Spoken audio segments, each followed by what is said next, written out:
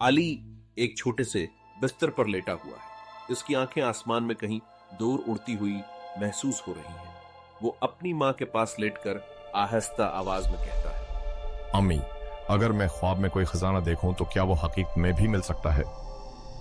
इसकी माँ मुस्कुराकर उसके बालों में हाथ फेरती है और उसे दुआएं देकर सलाह देती है। ख्वाब में अली एक प्रासरार रास्ते पर चल रहा है। इसके इर्द गिर्द हरियाली है, परिंदों की चहचहाहट सुनाई देती है और एक झाड़ियों के पीछे चमकता हुआ संदूक छिपा हुआ है। वो आगे बढ़कर संदूक के ऊपर कंधा हुए निशानात को गौर से देखता है और नक्शे का एक हिस्सा जहन में बैठा लेता है। अली अपनी माँ से इजाजत लेकर बाहर निकलता है। उसके हाथ में एक छोटा सा कागज है जिस पर उसने ख्वाब में देखे हुए निशानात बना लिए। मुझे यकीन है ये खजाना कहीं करीब ही छिपा है, मैं उसे ढूंढ निकालूंगा।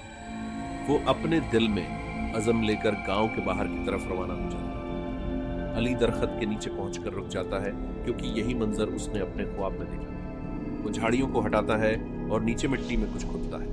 अचानक उसके हाथ में लकड़ी का पुराना संदूक आ जाता है जिसके ऊपर वही निशानात हैं जो उसने ख्वाब में देखे। अली हैरान होकर संदूक के अंदर का खत पढ़ता है जिसमें लिखा है, मेहनत और यकीन वो खजाना है जो हर इंसान को कामयाब बना सकते हैं।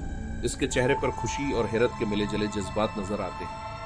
अली अपनी माँ को संदूक दिखाता है। अम्मी, ख्वाब सच हो सकते हैं, बस यकीन और हिम्मत चाहिए। इसकी माँ उसे गले लगा लेती है और गांव के बच्चे अली की कहानी सुनकर ख्वाब देखने लगते हैं।